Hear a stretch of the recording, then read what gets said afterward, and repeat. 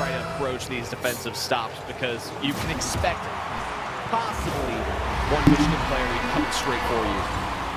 Yeah, and to go with that, the name of the game when you play the physical play style is to really not concede. If you start conceding left and right, then you're done because you're only going to get so many good opportunities for demos. That's a down great on start. the offensive end of the field, even with Clavin and your team calling the shots. So, you know, solid defense from Michigan was always going to be a win condition here. They've got the solid defense. That's a good demo to open up the net. Quap is late getting there. And Ambrosia will be able to get this one away after the initial 50 from Volt Destroyer, and Northwood might be presented with a breakaway opportunity. Can they find it? Great pass. What a pass. Gets it by not one, but two defenders to secure this one. And again, it's just a great pass from Ambrosia to meet Noxus on the opposite side of the goal. And by the time that gets to Noxus, all the paperwork's already done. He just needs to sign on the dotted line. Northwood, they come back. I mean, you saw them struggle to really get offense in the first couple of minutes of that first game, and here they're doing better, but they are still living dangerously in front of their own net. Flamadillo with a shot, won't be able to get that one home, even though the net was beckoning, and Michigan will waste their first good chance of the game. Yeah, that was a really good look. He just couldn't cut that shot quite enough. Oh, and that's a potential breakaway. Quap gonna be able to beat out Volt, though. Quap trying to take it past Ambrosia. Shot comes down. Clavin on the pickup. That'll get past Noxus. He's controlling it great. However, Volt Destroyer is going to beat him out. And we're just seeing Northwood get really crazy with their positioning. They're doing a great job of just challenging any opportunities that Michigan's throwing out. Yeah, and that was a good hit from Clavin to get that out of the way. You can see how much boost Nox is having to expend to get this one back to where he was previously. Quap will hit it to the side, but only as far as Ambrosia. Volt Destroyer looking for the finish. Again, won't find it, and the bump play will once again afford Michigan a little bit of time, but they take too much of it. And Noxus is there and will sneak one into the bottom post past Quap. And that is a good look. Noxus, again, just manages to slot this one through, and so close, but Quap just a little bit too far forward in his positioning, and that's going to do them in. And Michigan's starting to slow down a bit, and we talked about it, Flons. They can't let the lead get too far from them. And with a team like Northwood, 2 to 3 goals, that's too far gone. And Flamadillo with a great response. I'm not sure how this happens here, but at the end of the day, the name of the game is increasing the tally on the scoreboard. And hey, if it works, then if she fits, she sits, you know? I think that's one of the ones we don't want to question too much. Yeah, at the end of the day, if you're a Michigan fan, you're glad that one went through. Yeah, to go back to the previous goal, though, with Northwood scoring through Noxus, he beats out 2 in the midfield. Sometimes it's not so much about getting the best touch that you can, as much as it is just taking a touch to hold up the opponent and force out a challenge. And Michigan did a good job with that in that first game here, but it's starting to fade here. I mean, you saw Clavin and Quap, I want to say it was, both get beat out. Or excuse, Clavin and Flamadillo. Neither of them jump. They're trying to get the best touch that they can, and you know, it needs to be quantity over quality at times, especially against a team that brings pace.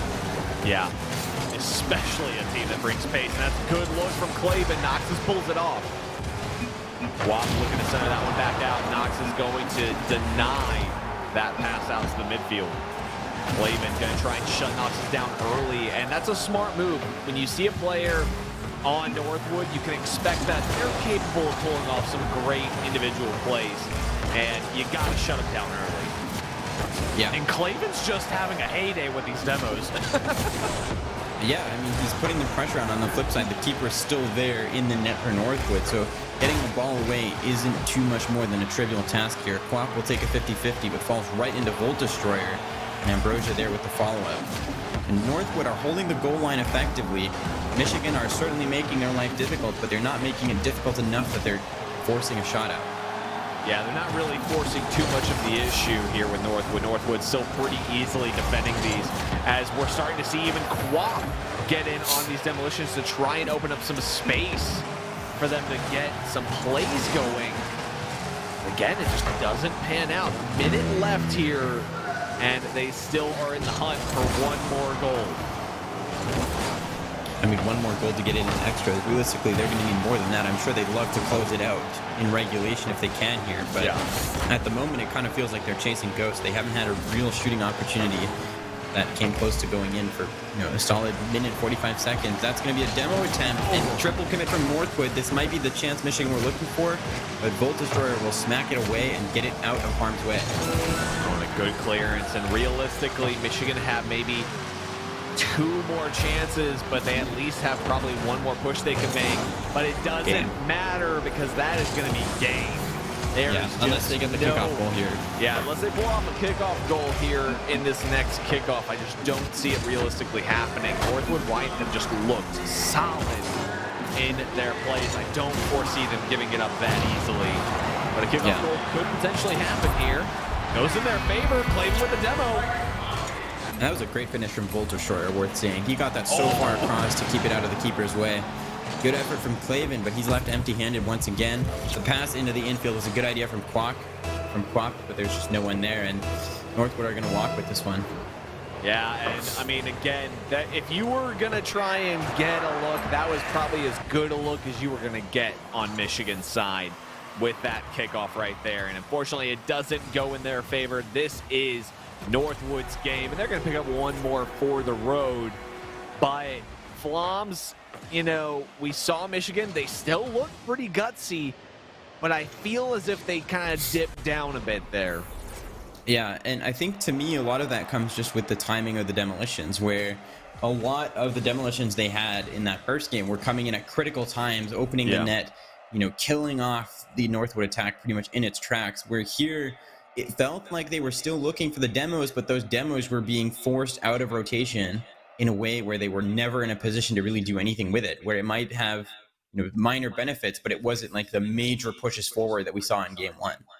Yeah, I have to agree with you. Some of these demos, while flashy and may have helped you try to potentially start a play, a lot of them ultimately were pretty useless for Michigan here. So, here's the hope that they can find some and then maybe start developing a play off of those demolitions in this next one. But definitely it feels like it's Northwood just stepping up. Michigan kind of falling down from the challenge. You want to see them step back up here and, again, take the fight to Northwood. That's the key here. If they don't do that, this is as good as done.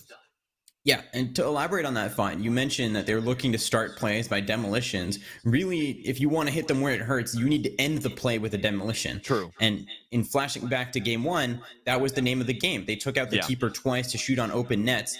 That's when the demolitions need to come in. So you can have the demolitions at the start, but to really leverage that physical play style to the best of your ability, you need to also demo right at the end. All right, so we need you to get in comms with them real quick and, just give them the game plan. Dish your demos out at the end of the play, not at the beginning. And then I think they'll be good. That's above my pay grade.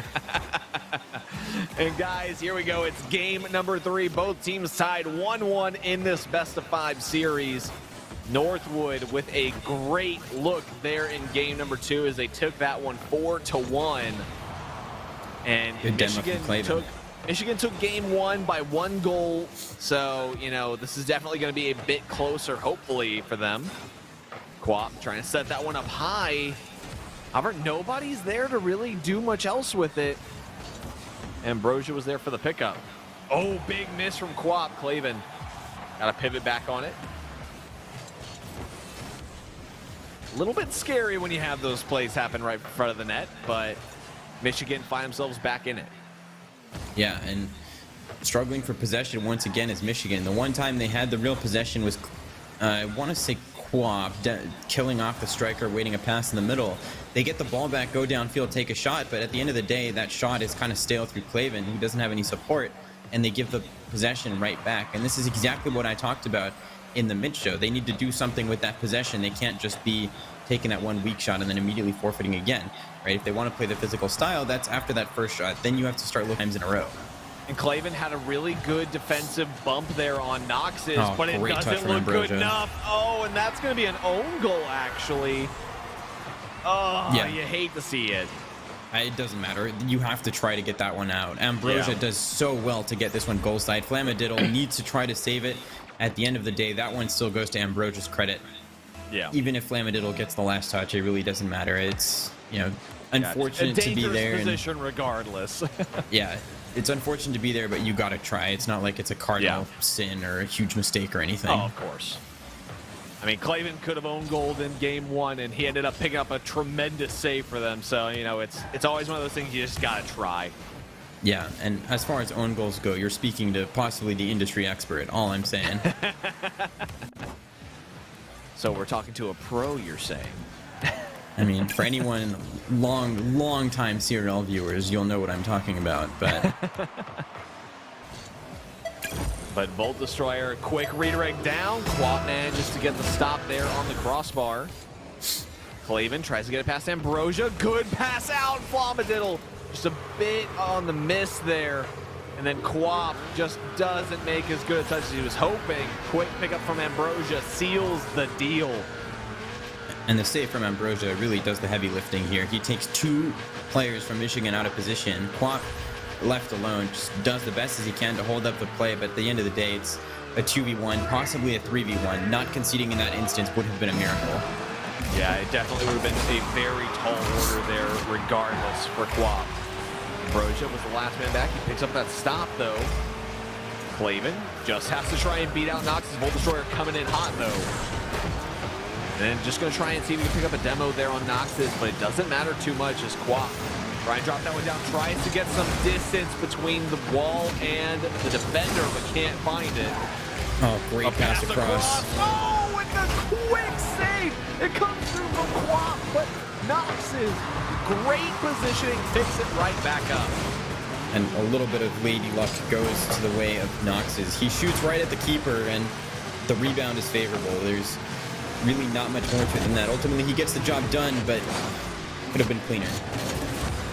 Good looks from Northwood, and Michigan starting to stumble a bit. They just can't seem to get rid of these 2v1 situations they keep finding themselves in. Wow. Yeah. Now it's a 2v1 for Michigan. Can they do it? Volt Destroyer, not entirely sure what he was hoping for with that one. But either way, it's a goal for Michigan. He knew where he was coming. This is Clavin we're talking about here. Volt Destroyer is just cowering in the back of the net. He's resigned to his fate. There's nothing he can really do at that point. That's kind of what it felt like. Oh, we go 3-1, a minute 43 left, and Michigan still have some fighting spirit left in them. All they have to do is just scare the Northwood defender enough, and they'll score, it seems. Ambrosia is so good at the 1v1s, but doesn't get this one over the line. He came close, but Clavin gets back in the nick of time to deny him.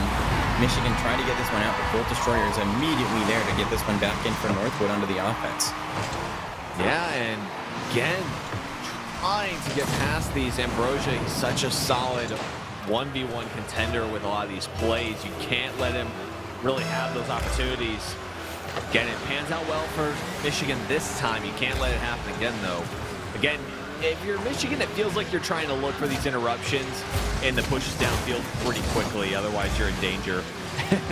Clavin tries to potentially take out 2 defenders there. It doesn't work out in his favor. Puts him slightly out of position where he could have potentially turned back on that one. One of the keys to success we talked about was capitalizing on the chances that you do get. Michigan just aren't getting the chances to even capitalize on. It's really that simple. Northwood have been so dominant in most aspects of the game here that Michigan are struggling for life. And they did score the one real chance that they had, but ultimately when you're conceding 3 times, scoring once isn't quite going to be enough. So either the defense needs to be shored up or they need to get more aggressive with the offense. But the status quo is going to have to change here because it's not doing enough for Michigan at this point. Very much so, as this game is going to come to an end. And we're going to see Northwood White take game number 3. They go up 2-1 in the series. And we've seen some good looks from Michigan, but nothing like what we saw there in the first game. And at this point, too, though, Flams, it feels as if it might be too late for Michigan. Once you let Northwood find their groove like this, I think you're going to have, I mean, really the difficulty level just increased on them. Yeah, and that one felt more like a statement of intent from Northwood than the first one they had, even though the scoreline was less severe this time around. It feels like you said, Northwood are just slowly kicking it into high gear. They're doing what they need to control the game, and Michigan are just struggling to keep their head above water at this point. Yeah, they are, and as we go into the next one, again, you're going to be looking for some more responses here from them. And, you know, one of the things I talked about at the start of this series, Flums, was, you know, Michigan, as they kind of go through these demos, you know, they are pretty careful about not overextending.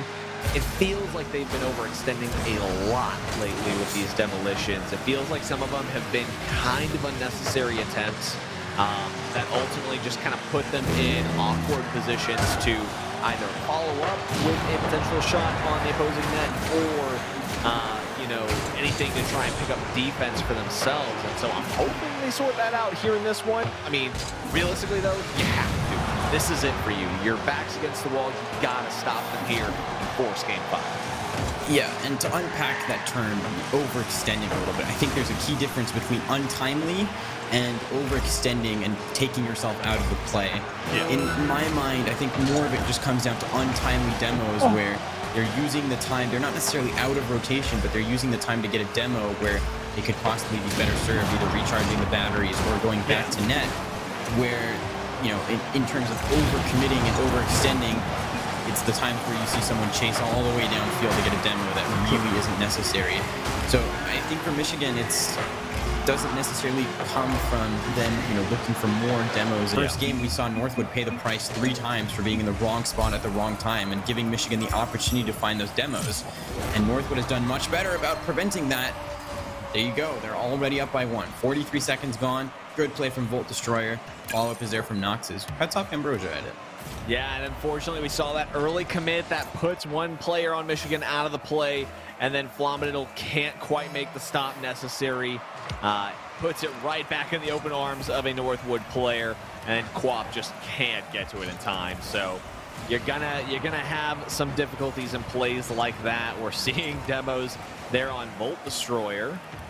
Quap goes for the pass out, and you just send that straight into the fray of players there.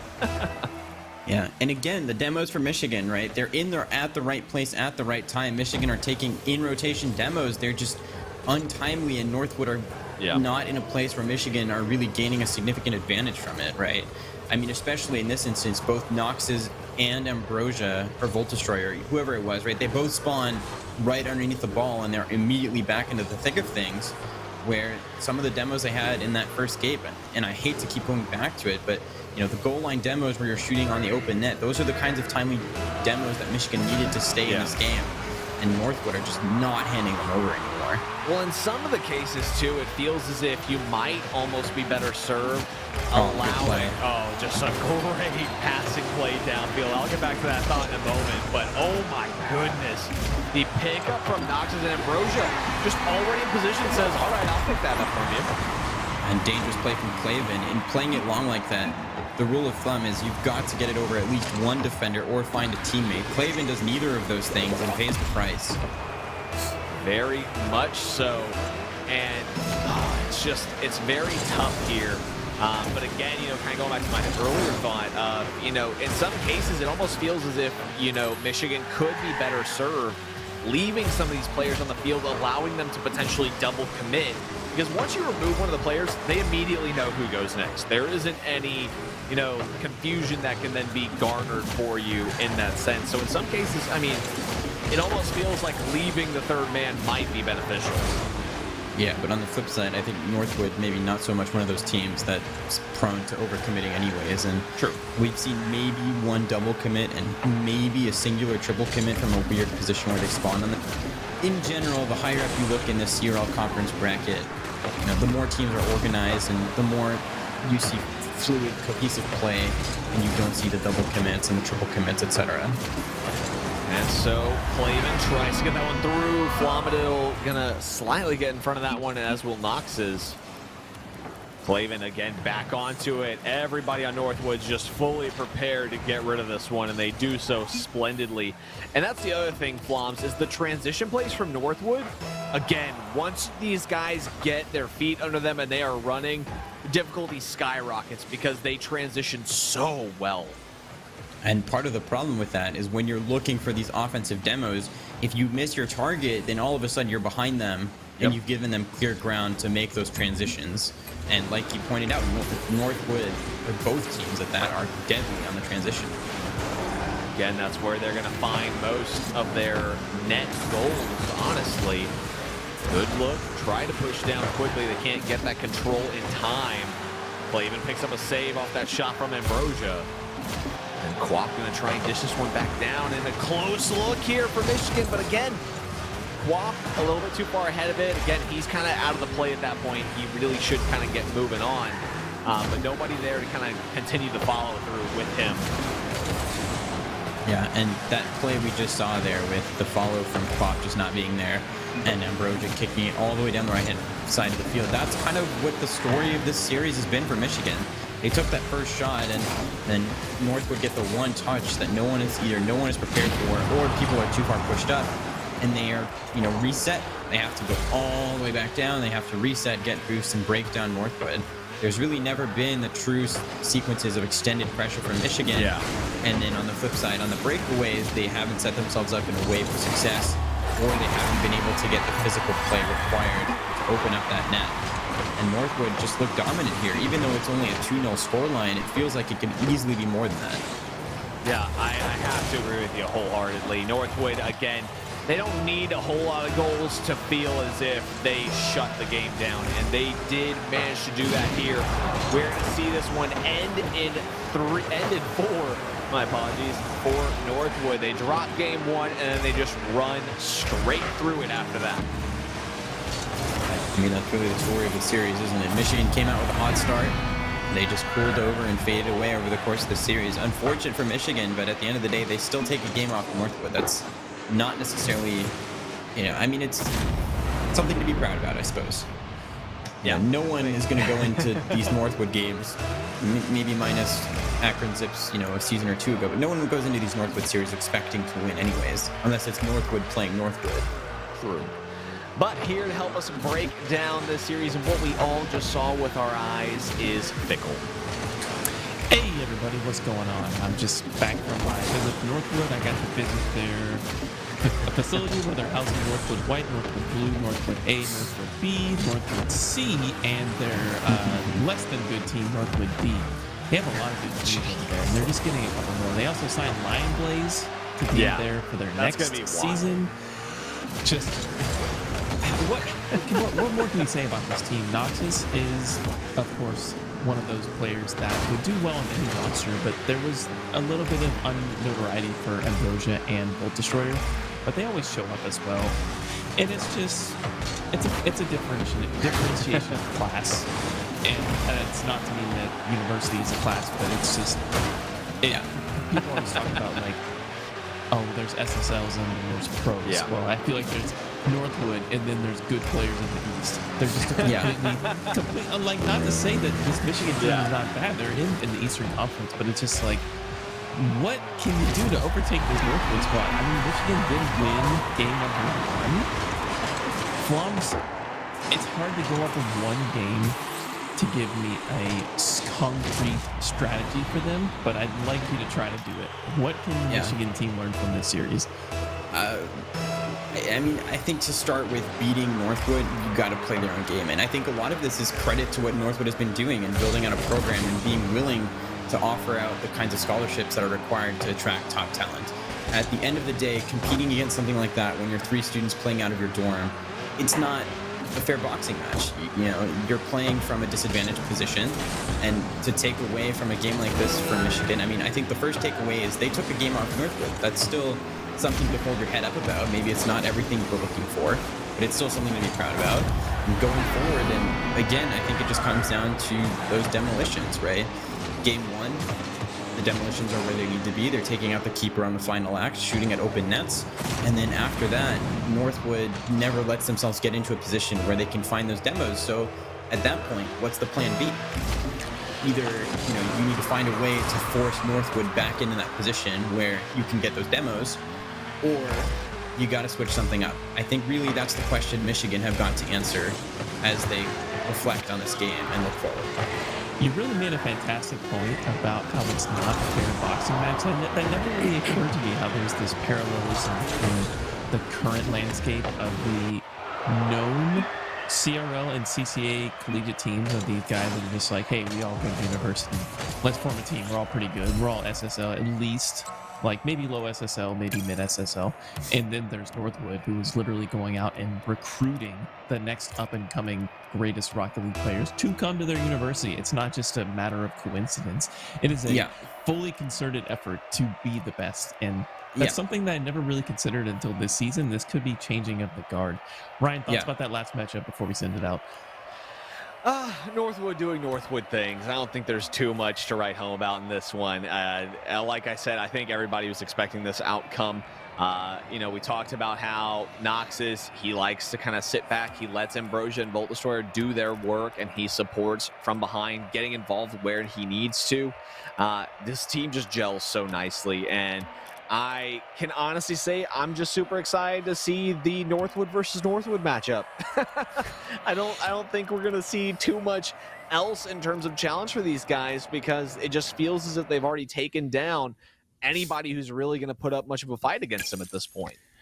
Well, if there was anybody to put up a fight against them, perhaps it will be the Western Conference. And speaking of the Western Conference, the next two matches we have up on stream are going to be on the other side of these states. That will be North Texas going up against Oregon, who will be playing a doubleheader when we come back from this break. So we'll see you then.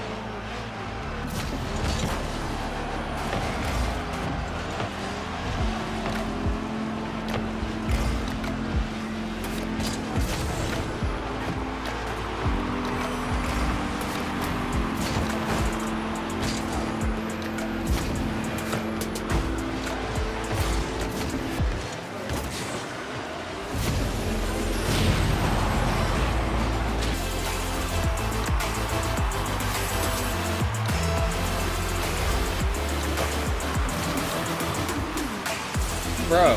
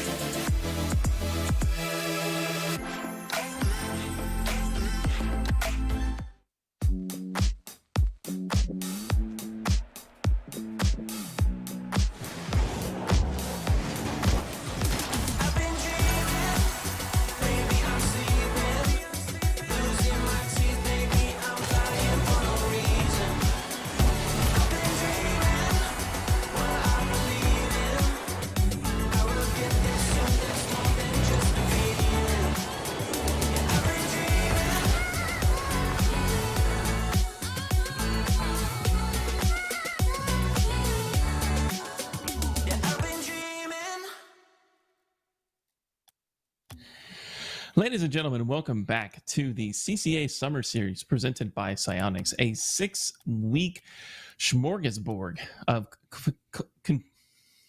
collegiate action. I was going to say Confederate action. I was like, whoa. I know we're in the Western Conference, but that's not where we're going. Sorry about that. Collegiate action. And we have 2 new casters to join us here for the rest of these games. It is going to be Squid and Danger Taco, my 2 favorite animals and pastime food as well. Hey, lovely shades there, Squid. Thank you very much. Man. Thank you. Yes, me and the boys, Bumney and Swanky Bubbles, if you know him. We just got back from hanging out a little bit in Cincinnati. We had a good time. You know, we were there hanging out downtown, and I got to round it out with some great Rocket League. We were following along with the first 2 games there on our phone. I'm glad to be here with Taco, who shockingly lacking. I'm not feeling out of place. I'm gonna take my shades off actually. I don't know. Killing the vibe here, Taco. I can get one too. Hang on. Don't let me press you into it. But Taco, how you doing, man? I'm doing fine. I will get them by next game, or rather in between. I'll pass off a call and just sprint down the hall. But I'm doing fine. Night's been pretty good so far in terms of the matches that we've been seeing. I hoped for a little bit more drama after UMich took that game 1 against Northwood, but can't always have what you want. And so we're going to have to move forward and see this Oregon doubleheader, I guess, in the back half. Yeah, I wonder if I turn like this, if chat can see themselves on my monitor over there. I'm wondering if we can get it exactly right so we can see all the cat jams that are going on in chat right now. I like it. All right. Enough aside, we have a great matchup here. This is somewhat of a classic matchup in the Western Conference. It will be University of North Texas and Oregon. The kicker here is that this University of North Texas lineup has changed slightly after the graduation of Too Fast, and they brought on Ignite, which is, I have not seen them play before. University of North Texas is one of my favorite teams in the history of CRL and CCA Summer Series. But this Oregon roster, even though Imminent is newer, they've still had at least a couple of seasons to gel together a little bit here. Normally, I would give this to North Texas because there have been the pedigree of the rosters, but Oregon, every time I doubt them, they end up coming on top. It's going to be a really close one. Danger Taco, what are your thoughts on this? I feel the same way. That there's times where it's like, I don't know, Oregon. I just have feeling it. You're not giving me, I feel like, a good enough play, and then I predict against them. Like, they might even get swept, and then Oregon just steamrolls a team. So they're playing pretty well, and now that they're actually picking up the pace, since they also tend to be a team that lags behind other teams in games played, they're still not completely caught up. They are 4-1. Granted, some of those wins are against teams in the bottom half of the table, so this is really a test for them to play one of those higher tier teams, with North Texas being number 2 right now in the West D1. So this is a chance for them to prove themselves and then make me want to root for them a bit more, because they have been a bit shaky, but at the end of the day, they're still getting wins and they're making a name for themselves. So North Texas, I think, just has to find that footing as well, because they're still doing well within the West Division 1, but it's always a question of how consistent they can be throughout the season. At least so far, we're seeing that North Texas still has a lot of dominance. And this North Texas roster, Squid being the president of us casters here, I hope you have the expectation of introducing Ignite to me personally, because I haven't been here for 5 weeks and I'm missing a lot of time here. So I'm wondering, how has this kid performed on this roster? I want to know. Well, Fickle, it's good that you asked me that, I think, because I have been on the is Ignite worth it train since the very beginning.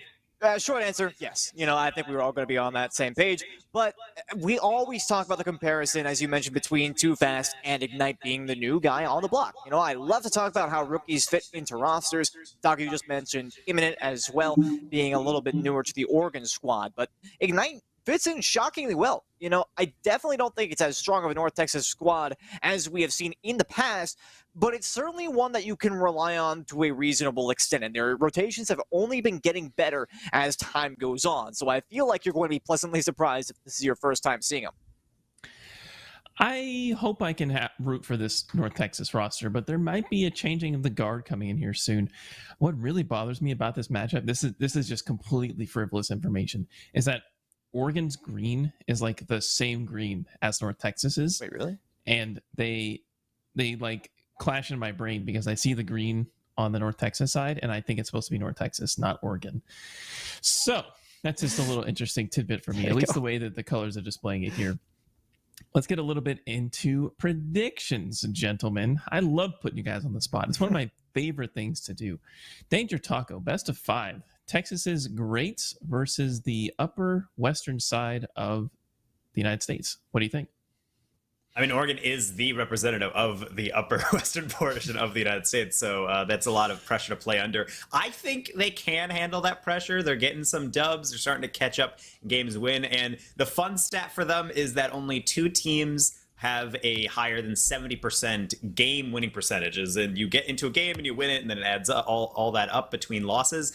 They are sitting at 70%. The only team higher than that is University of Texas at Arlington, who is the number 1 team in all of the Western Conference. Granted, they have played less games, so we'll see if they can keep this up. But also, like I said earlier, Oregon has been winning against some teams that have been basically last in the league or kind of mid-table struggling teams. So this is the chance for me to look at a team where I'm a little bit nervous, and I want to lean North Texas, and I think they will take this, but this is the chance for Oregon to pull the classic Oregon move and then show me I know nothing and that they're actually the superior team in the West. But I'm going to give it to North Texas in 4 games. Okay. Squid, I want to know what you think. Right, and I think, Taka, you actually bring up an excellent point, right? Oregon always seems to shock us with the results they're able to put up here. And UNT, they do have the potential to start out slow. We've talked about Ignite coming onto this roster, fitting in the rotations, blah, blah, blah. But the fact remains is that they have had historical spots where even without Ignite, they have been a little bit slow to pick up, right, to their maximum velocity. I think that'll stand true here, considering their maximum velocity is a little bit lower than it was before. I can't make a prediction on this one. I'm going to add my guest once again to the table here. Yet again, Larry, buddy, is Oregon going to come out of the gate too fast for UNT? Too fast? Are they going to come out of the gate too fast for UNT to deal with effectively? Yes, Are you leaking the script, Squid? I'm sorry. Larry just said that Oregon is going to come out absolutely swinging for the fences, and North Texas are not going to be able to deal with it. I give it 3-1. All right, so I don't live in Texas anymore, which was one of my major personality traits was living in Texas, going for the Texas team. It was even if they weren't matched up on paper to win, I always went Texas. But friendship ended with Texas. Now I'm friends with Arizona, and I've got Oregon on this one. I think Oregon, as the roster with the more consistent playtime, will take this over North Texas, who have not started off strong as they could have with the too fast roster. So in a rare turn of events, I'm going for a different state, and I've got Oregon. But the Talking League is over. So let's get me off the screen and get these two in a wider picture for this best of 5 between North Texas and Oregon. Take it away. Thank you very much, Fickle. And Taco, we find ourselves in an odd situation here where Oregon actually took the prediction game against North Texas. I think this is going to be a first, right? People don't often predict against UNT so readily in league play. Yeah, this is, well, we're also in a weird era where Akron has 3 league play losses and we're not even done with league play yet. So this is an era where we're seeing our heroes leave too fast. I mean, of course, we still have all the fandom paraphernalia. I have my Too Fast poster up on the wall, the squishy plush doll. But, you know, we have to let that go. I have to look towards the merch for future stars. And this could be it. We do see Ignite coming in, formerly known as Corrosive, now also formerly known as Ignite, because it keeps changing that name. But either way, without all those changes, what is consistent is that North Texas is the dominant team in the West, and Oregon trying to change that. That they are as we get underway here. Game 1, Oregon and North Texas duking out here in the western side. And Larry was pretty adamant that Oregon was going to be able to overpower UNT very early on. But speaking of which, nice 50-50 from Ignite will open up the scorebook here in favor of North Texas. Meta has developed in Rocket League over the years, but something like quality 50s never goes out of style, and that's exactly what Ignite brings to the table. Getting it just a bit too cute from Oregon, trying to get a nice little touch into the middle, just trying to get a tiny 50, but they don't get squarely around it, and then the 50 just goes right into your net. So in terms of ways to start off a game, I've seen more auspicious starts from North Texas. Now they're going to have to, or from Oregon's defense rather, and they're going to have to clean that up, especially in game 1 where you're just trying to find your footing. That they will, but it was in the opening seconds, right? So it's entirely possible. Just caught them off guard. It was a one-off situation, and we shall see if that kind of scoring pattern continues. This is a nice ball for Imminent off the side, looking for the double tap. Imminent, oh, just high at the target. That would have been one way to get right back into the action. After sustaining that 1-0 loss, UNT on the attack the other way with their own high velocity play. Ignite with the double, but that one was just wide. Lucia trying to make it happen, but off of the bar. And this has been a ridiculous startup now for what might be an incredible game.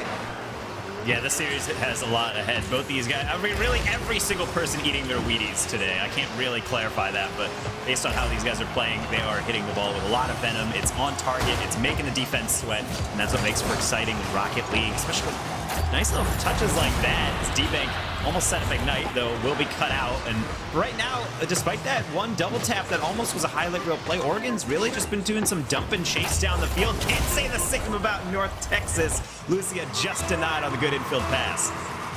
The long clear from Leland, gonna burn the last defender and in. You don't see these every day. You mentioned that save from Imminent in the first place. What a fantastic touch to get that one out, and the 2-goal swing is there for Oregon. That's a classic example of you're trying to rotate with aggression, you're trying to press the issue, but all it takes is one well-placed clear, and all that aggression, all those shallow rotations come back to haunt you. So both goals now coming off the defense just being a little bit misplaced, and a long ball finds the way. So curious to see what's going to break the deadlock, as both these teams have given up kind of their clunky Game 1 goals. Mention a slightly dump and chase style for Oregon. And as much as I'm an opponent to that, right, I don't necessarily think it's been that bad for them. Certainly breaking up possessions for UNT is rather important. So as long as they get it across the midfield line, if things can go well in it, no chance to turn on that one though. Passing play was broken up there for Oregon, and now, well played, allowing D-Bank to take that control, playing smart on the ball. This is the kind of fundamental respect that we command here in the CRL. Of course, high-level players, you have to give them a lot of respect. And there again, Lucia, baked out by Leland, who knew he was going to lose that challenge. I love that play in the corner. And there's some mentality behind how UNT loves to play. They love to get in your face, and they love to play as fast as possible, forcing the issue. And it's definitely working to great success against Oregon, who's struggling to get out of defense. Even when they get up onto offense, they don't have too many passing options. This one finally gets in through, but that's not going to find the target. Leland going to get denied, just a bit too slow on the follow. And so Oregon, when they look for passes, they're doing well. It's just they're too few and far between. Granted, it's only 1-1, so don't need to sweat too much, but I want to see a bit more creativity. Right now, North Texas seems like they have most of these gaps covered. Oh, and that looked dangerous for just a second, but I believe D-Bank was slightly low on boost. Lucia for the follow-up. There's no passing target there. Fortunately for UNT, you mentioned how Oregon, they have rather high quality on their passing plays, but for Oregon, it seems to be just a little bit of a step up. Combine that with their ability to read the play on defense up to this point in game one. It hardly feels like much of a challenge, but it's all about that quantity, right? Oregon, behind the passing lanes, very rarely have they been actually able to utilize them to any meaningful effect. We're going to have to see if they can change that here in the final 70 seconds of gameplay as UNT try to get an attack started. That made a key dunk there for D-Bank, trying to get back to it and forces the touch. As we move towards a minute, but still nobody's ball game. Oh, Lucia around Leland now with only one to beat. Off the backboard, nobody's immediately there for it. The speed was there for Oregon. Good audible. So just Skippy will try to continue things down. Nice little pass. No bump coming in, but final person up for it. Leland spikes it down, not even on target. It's a crucial miss that could come back to bite him, especially since no one's on this one up until imminent. Barely robbing it away from Lucia. We will keep on playing. Final 30 seconds. Might be coming down to some last-second heroics, especially as the clear is getting a little bit weaker and these touches get a little more imprecise as the pressure starts to wear on both these teams. They're all knocking on the door. Curious to see what's going to happen when a team finally bursts through. How about that from Lucia? What a cherry pick. And Lucia, who's looking for this more than a couple of times in the last couple of drives. And I finally see it right to the back of the net. That's extra style points for me for that redirect angle, but you can see the defender has to try and play that backboard. If they play for that redirect, it's going to be an incredible, difficult follow-up save to make. And now Oregon, in the death throes of game one, they're going to have to get another goal here if they want back in it, but this 1-2-1 pass makes it difficult. Does Skippy a high bump off the ball. Leland can't make a play either. Ignite was already there for it. They've got to keep it up. They will have a chance. Skippy up in the air. Not the most effective touch from Lucia. D-Bank is there for the follow. 2 touches and it's down. That would have been an extra goal if they had an additional second or two. But UNT take game one. Taco, though, I'm not necessarily too convinced with this one, but it's definitely an important game to take here. I think North Texas is still trying to stick to their game plan, and if it's not broken, there's no really need to deviate from it. They're looking for those upfield passes. They're looking for these awkward touches, and a couple times you see a North Texas player bring it up to the back line and just throw it into the ceiling and rotate out, and it looks like they're just wasting the ball, but ultimately what it's doing is slowing down the play, forcing Oregon to have to adjust to cover that clear, and then also it allows the North Texas players who are rotating out to get boost and rejoin the attack. It's why North Texas is so good at locking down the midfield and keeping players in. And they kept with the passing, their game plan eventually works, but if Oregon can just consolidate themselves a little bit, look for a little bit more creative ways to work their way out, this game could go very differently. I think North Texas earned this win, but Oregon is just a little bit let down by their defense at the end, but by no means they need to make some radical changes. Just keep playing your game, execute a little bit cleaner on the defensive half, and I think they're right back in the series, so no need to hang your heads. And I mean, talk about that initial goal that was scored immediately off the faceoff as well. It was just a 50-50 win back into an open net. You know, sometimes that happens, but butterfly effect is certainly here and active, at least as far as game one was concerned. As UNT are able to take a win. What a flick here from D-Bank right off the bat. Ignite is there, and the bump comes through. UNT off to an early lead once again. That's such a rough adjustment right off the bat. D-Bank, you can't ask for a cleaner flick like that. Little off target, but Ignite knows they just have to get it on to the goal. And D-Bank actually acting as a wrecking ball as well, getting that flick and bumping it really top to bottom. A play made by D-Bank. That's exactly what you want out of your captain, that leader on the UNT squad. Getting you a goal right off the bat, showing that game one victory, not a fluke. Great way to start, but they still have to finish it off. We've seen a lot of quality stuff out of Oregon. You mentioned the passing plays. You know, particular strength of theirs. That is an unfortunate miss, though. D-Bank finds an opening that probably should not have been there right past the last man. That's just a really good 50, and I have no idea why D-Bank is upfield and ready, but that's what happens when you are. You're able to just get the simplistic touch on target, knowing it's open. D-Bank always seems to be that player that's just positionally flawless for UNT. Always in the right position, he proves it yet again, and he's on pace for world record hat trick right now, or rather a cycle right now. Oh, D-Bank for the double tap. D-Bank! Oh my! Can we give this man enough praise right now? Already 3-0. He got an amazing assist right off the bat. And then that shot out of the mid. And here again with the double tap. This is just D-Bank's portfolio, right? This is the smorgasbord that Pickle was talking about. D-Bank and Ignite both have over 200 points. D-Bank with 300 plus. No one on Oregon has over 30 points. It's 4-0 right now. It is just rolling. Ignite with yet another one.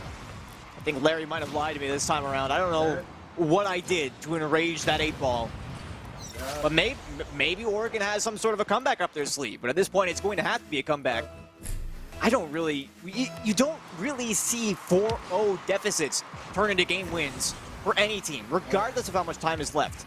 This is getting a little bit out of hand here for Oregon. They're going to need to make some sort of change. As you mentioned, if it ain't broke, don't fix it. This is clearly broke. D-Bank with another double. It's off, but he'll get the goal anyways. Ignite with a slight pull shot on D-Bank, and it's 5-0 in the first minute. This is absolute pandemonium, Squid. I have no idea if I've ever seen anything like this before, college or otherwise. D-Bank is popping off. They can do nothing on the Oregon side to stop this man or this team. 5-0, and we just ended the first minute. Oh my goodness. This is looking like it's going to be a quick 3-0 if things keep on this pace. Maybe even a record high-scoring game for collegiate in general. And now that UNT have their confidence, undoubtedly, I really fear for Oregon. Lucia looking for the solo here will be taken away by Skippy. Really, if you're Oregon at this point in time, what can you do to try to re-up and get back into this game? Because there still is time. You can't get this one up and go down on the match point. Because reverse sweeping UNT is a tall order, to say the very least. I don't even know, Taco. Do you have any answers for them right now? GG go next on game number 2, first of all, because of course there's people in the chat, you're pushing up your glass and saying, well, technically there's 3 minutes remaining, but technically UNT just destroyed you in the first minute. So you just have to think about, all right, what adjustments happened in that first minute?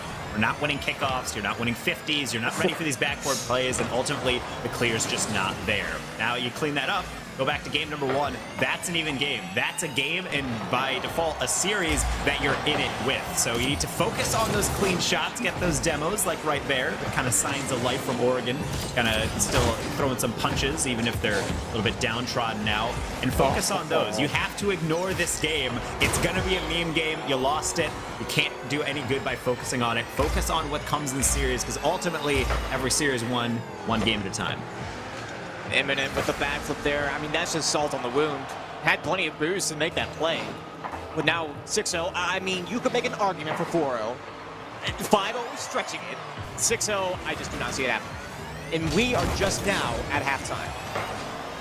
I don't really think I ever expected to be here in CRL, much less this particular series at this stage. This is something else. I mean, you said it all. Looks like Oregon not even going to get that one back. Lucia, I don't know how. How do they make that save? UNT, look, I'm just saying, they're unstoppable now. This is ridiculous. They can't even put that one through. It was right in front of the net. Literal inches from the goal line, and the player was 2 behind on the defense, who was flat-footed on the goal line. If you watch a lot of, I don't know, really anything with percentage accuracy is an important statistic, esports or otherwise. 75% shooting accuracy from UNT, and 8 shots, you can do the math from there. They've been clinical up and down, but this is really what it speaks to me. Even when they're really pressed back, for the most part, they're still making all the saves. This is top to bottom, a team performance, UNT popping off, and this is actually what UNT is trying to get back to. We have doubted them a little bit. They've lost too fast, one of the most recognizable and one of the best players in all of CRL, but they're showing that this roster, this program, has a lot of depth, and this is what happens when you let them run around unchecked. A confident UNT is an absolute monster, but of course, no monster is completely infallible, and they'll finally give one up. And a good dunk from Leland to D-Bank, caught off guard on the backboard. But Oregon, I mean, at least, you know, you're able to stop the bleeding here, right? After 5 goals in the first minute, and then followed up by a 6th, what really can you do? If you're taking it minute by minute, though, they made a huge improvement.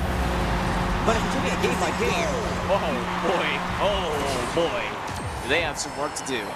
I think psychologically it helps that they lost it really in the first minute. It's not like a slow degradation. It's kind of just a snowball effect. They gave up a couple rough goals, and then it just kind of got worse from there, and then you kind of just say, okay, well, I know what to attribute that to. I think it's a lot more defeating when it's 5-0 and they're scoring every 30 seconds, because that doesn't mean they're winning off kickoffs as the Brazil comes through. It just means that the team is just outplaying you, whereas this one, you have a little bit of an excuse, but ultimately, 7 goals is 7 goals. It's not going to feel good anyway. That's not the first time that I've seen Imminent just that close to making a play as well. It's not to say that I believe Imminent is the problem. No, far from it. But I have seen it a couple of times now. I really hope it doesn't affect their mental. I mean, as you said earlier, Taco, it seemed like Oregon has had a couple of very high-quality chances to attack. And they did. But somehow, UNT... Disrespect! Oh that is disrespectful. 15 yards right there for Ignite. Getting reset off the backboard and then just demoing. I don't even have words. Watch. This is just carnage. Are we allowed to show this? D-Bank, 4 goals, 1 assist, 1 save. Ignite, 4 goals, 1 assist, 1 save. Lucia, no goals, 4 assists, and 2 saves. I mean, each of these players has directly attributed. So if you think about this, right, if a save is like +1, goal swing, essentially, right, and then each assist and each goal is like +1 goal swing, right, it's 6 for T-Bank, 7 for Ignite, and 6 for Lucia. Of goals they have either assisted in or prevented from the opponents. What? Like, that is just crazy. I don't think you see that in the game. So, game 2, in the books. I really don't like this chapter of the book, but it's in the book, no less. Oh my goodness, Lucia! I thought he was gonna double tap that one too. We're almost at double digits, and they're still going for more. Can you demoralize your opponents further than a 9-1 victory? I don't know, but North Texas was trying. I mean, see, Squid, I don't like to be supportive of cyberbullying, but I love what I just saw from North Texas, and that was basically cyberbullying after a certain point. They were just throwing the ball on target constantly, knocking down them more often than not, and Oregon did not have an answer. I'm only going to attribute this game to just North Texas feeling the flow, punishing all those mistakes, and moving on. Oregon has a very unenviable task of having to swallow all of that and then just say, it's fine, it's out of my system, and then just go. Go into game 3, say this is a fresh scoreline. You had some rough kickoffs, D-Bank outlet on you for a little bit, and then you have a new game to go. And that's a lot tougher said than done, but I think they need to get back to the cleaner defensive movement. They need to make sure they're not just throwing the ball downfield. I think North Texas is a very fast team. That's also their biggest weakness, because they tend to capitulate goals because they go way too hard upfield and they're not ready for either a counterattack or those quick infield plays when you're on transition. So I want to see that from Oregon. They have a lot to clean up after that game number 2, but these guys have a positive record and quite the record so far in league play. I'd love to see them continue it, but reverse sweep, as you said, against any team is a tall task, but North Texas right now, I don't think you can really go too far in saying that they're certainly playing with a lot of confidence right now.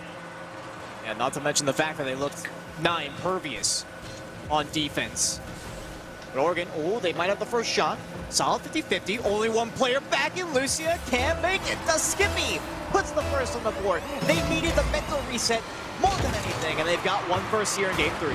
I really love the aggression being shown. The first touch goes up and gets a 50, but then the second follow-up does not hesitate at all. Just an absolute frozen rope of an angle that they take right at the ball. Gets a perfect 50. They put it on target. You can't ask for much better than that. And just in a way that UNT did with game number 2, they have a goal right off the bat. So give them a little kick in the rear to make sure that they get into gear and take this series back. Goodness. Certainly going to have to slow down this UNT offense, but at least now you're working from the point of a lead. Yeah, I mean, even looking at that previous touch there by Lucia onto the backboard, I was already getting scared. As soon as there was a chance that an old tap might be coming, I was just on the edge of my seat, waiting for that inevitable contact to be made, but it did not come. And the University of Oregon goes unscathed for almost the entire first minute of gameplay, which is something that we haven't been able to say out of games 1 or 2. So, improvement already, on top of the fact they scored first, but D-Bank up here for this redirect, goes for the flipper, he sent it around Leland! I said they might have some confidence, but it might well evaporate after this one. What a flex! You didn't even need to do that! You could have just redirected it normally, but D-Bank is a showman. They know that they want to get on that Twitter feed, and that's the way you do it. The instant reset, it gets a perfect redirect. My goodness, this team is so terrifyingly good when they're playing with confidence. Ignite for number 2, but just puts it wide. I mean, we talk about the story of Too Fast being the player we regret is no longer on the roster. But sometimes I think we forget about the devastating amount of damage that D-Bank can do when he's playing well. A save here is also going to help to demoralize the opposing offense. They've still got a chance, though, over the top. The backboard denied, and they'll get away unscathed. Will North Texas. Ignite now looking for the pass to D-Bank. He looks so deadly so far today, but no contact there. Yeah, the Rocket League is very much a game that's kind of based around zone defense. You just kind of move where you're needed. At this point, I would consider man-marking D-Bank. Every single time they are near the ball, they are putting it into a very dangerous position, or at the very least, just causing havoc on your back line. Oregon got that early lead. It's evaporated, and now North Texas is just pushing forward with so much aggression that really at this point, Oregon needs to make sure that they are just consolidating themselves in the back line before they can really focus on anything, because all their momentum really has dried up, and now they're just pressed back, and at this point they're just jumping with barely any boost just to try to slow things down. It's not necessarily a bad strategy, but it does cost some props of rotation, and Ignite, huge joint here, going for it all on their lonesome, almost gets the dunk on Imminent, but it's just far enough away. Lucia looking for D-Bank. I like the patience on that one. Turns it into a potential giveaway. Things looking a bit dicey on the UNT end. Ignite can't get back to this one. There's no punish, though. Skippy didn't realize the opportunity. The secondary contact from D-Bank will toss it downfield. What could have been a goal for the University of Oregon on multiple accounts. Turned away in the fullest of moments. So Oregon will try to rebuild in there. Dribble. Imminent will eventually get that one tucked away, so does Skippy. Trying again. Very deep rotations from Oregon. They just don't have that flow. It doesn't seem like one is coming forward while the other one is coming back. It seems like they're all just kind of clunkily put forward, where they put a couple players forward, but then there's no one actually taking their place. Barely getting away with that one. A rare miss from D-Bank will keep things level here at 1-1 as we're entering that final 2 minutes. Spaces like this is where I want Oregon to make dangerous plays, but even then, cut out and then the double tap out to mid-line, so we're going to keep on going. Don't forget Ignite is so important as well. Stops any momentum that Oregon had moving downfield. Looks like they're going to do so again here. It's 50-50. Looking for a centering touch. No, maybe the bump. And Ignite was there for UNT, utilizing the physical play on more than a couple of occasions in this series. But that might have been one of the most important spots they made an attempt for at the very least. Now D-Bank out in front, not past Skippy. Just able to get back to this 50-50, not going to be winnable. Ignite off the ceiling with the solo control. Over one, the demo from Ignite. Lucia, 2-1 to UNT, and what a play this was. Okay, D-Bank's not even in this play. That's no problem. It doesn't matter. Any single one of them can do the solo magic. The great bait in by Ignite going off the ceiling. Way too much respect paid by Oregon, and they backed off just enough to get that flick. And then just to boot, removes a goalie as well. Flawless play there by Ignite. And now with a minute remaining, they just got to close this out on defense, and the series is theirs. Catastrophically effective play by Ignite. At this point, Oregon, he talks about what they need to change from game 2 to game 3 to get back in this, and oh, that is a gift from the heavens above. You cannot ask for a better divine blessing this late in the series, Taco. Well, if you're Imminent and you have limited boost, you can really just opt for two things. You can try to extend a play into the middle, which is a bit risky, or you can throw it to the ceiling, hope for a misread. It's exactly what happens is waterfall reads, some of the toughest to consistently make in high-level Rocket League, so we will see a tie game here, but regulation time is not over. We might be seeing some heroics, and I never want to count this UNT offense out, especially when they're scoring with all these backboard reads, with the Skippy equal to that one, and Imminent will be able to follow that. Still a chance. Which now, not to count UNT out, certainly not. But Oregon may yet have something of a stab at it, so to speak. D-Bank off the back. Oh, that one's gonna find its way through. The defender just behind the play, and North Texas lead once again. D-Bank knows where to follow down. Leland in the worst possible position. Very unlucky, but there's nothing unlucky about Ignite's positioning there. Reads that bounce flawlessly. Defender has no idea where they're going on that one. Just coming from the bind spot is Ignite. And what a clutch moment to get that goal. 10 seconds, Oregon, do you have it in you? Question. Has to with that 50-50, but Ignite to the backboard. No contact from Lucia, but Ignite will put it down. Taco, we did not have faith in North Texas, but they have made a believer out of me this day. Say what you want about Ignite trying to fit in on the roster. I think this is a wake-up call for any non-believers.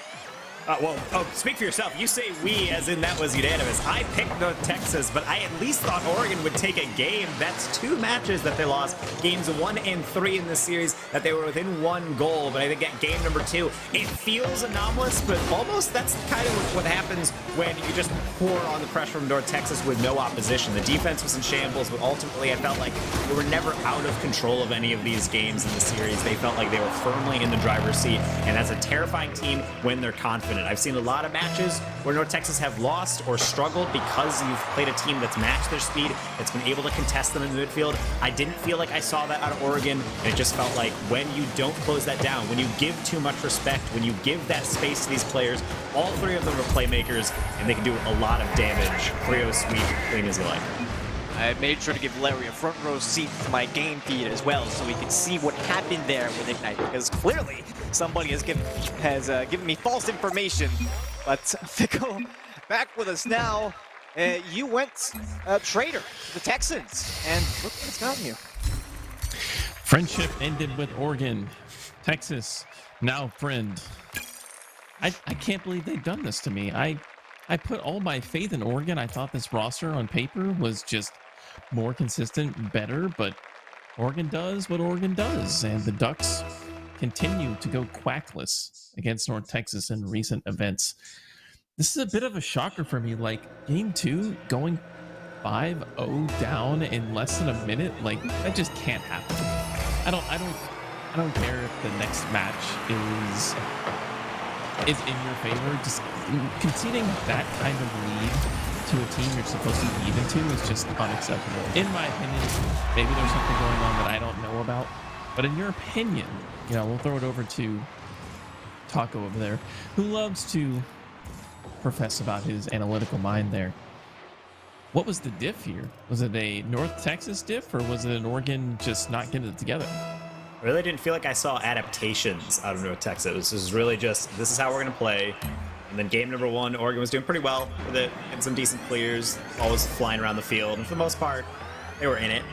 And then North Texas was like, all right, we're going to keep doing the same thing. We're just going to be really fast off the starting gun, and we're just going to see where it leads us. And then Oregon started off incredibly slow right off the bat, not getting good kickoffs, not getting good 50s on the backboard. They didn't have the reads, and ultimately North Texas just buried every single opportunity. So that's when you see a team like North Texas really get off the rails, is when they're playing that fast and you slow down an inch, or even worse, like we saw with the Ignite goal in game number 3, you give them respect, thinking, oh, they'll probably flick that away. Oh, they'll probably have something crazy planned, and then you back off, and then they just solo play around you. You just can't beat like that. It feels contradictory. You feel like you should back off and maybe react to the unexpected, but you have to be in North Texas's face. You have to bring the game to them. Oregon was not really deep rotations, really wide rotations, and ultimately too much space for North Texas to dance around in, and that's really where they play their best. When another team just feels like they can play reactively rather than proactive, the green machine there really going to tear them apart. I could not agree with you more. There felt like so many times you were letting D-Bank or Ignite have entire half of your field to go up an aerial for the ball. Not a challenge, not a single challenge. Nobody's jumping. I don't know if it's a lack of boost control. I don't know if it's a lack of confidence. I don't know if it's a lack of comms. Whatever it was, Oregon was just not feeling it in that series. Squid, before we go to break, do we know if Ignite is the real deal now? I feel like we kind of all do, to an extent. But our question mark was always, does Ignite fit with the UNT roster? It looked a little bit dicey at times. Like I said, I hardly feel like that's a real question anymore. Does UNT look as strong as they did? I could very well say yes. You know, it was a fast transition phase, right? When Lucia first got onto the roster, it was like, I'm not so certain, you know, it's taking a little bit, you know. Now that Ignite's on the roster, I kind of felt the same way at the start. I was like, it might take a little bit. Oh, it's done. Okay, well, I guess UNT's back, baby. That's all I gotta say. I guess the Mean Green are here to stay in the Western Conference, but Oregon will have a redemption chance on the stream as they'll be playing another game in their doubleheader against Arizona coming up right after this break. So we'll see you then.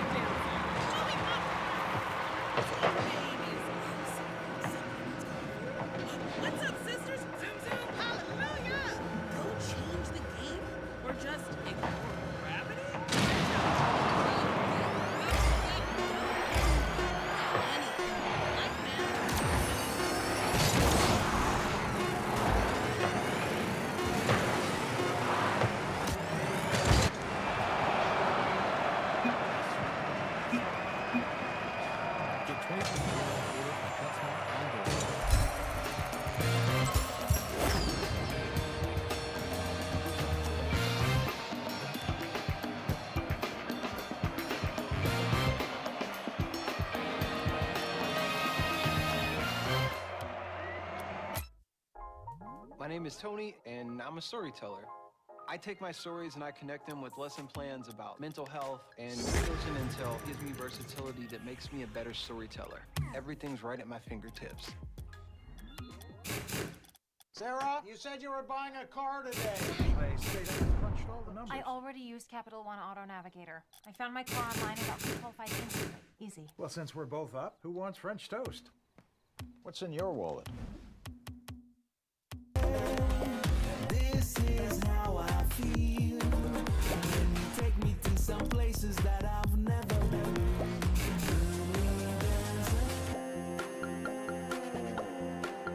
That I've never been. That I've never been. That I've never been.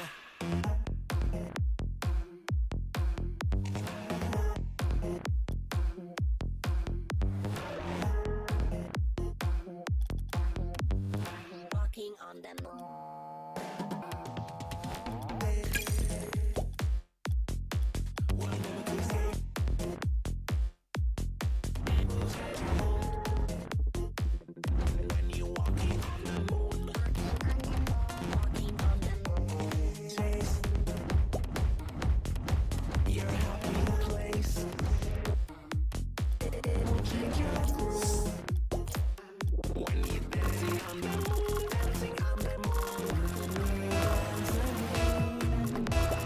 All our trouble seems to fade away.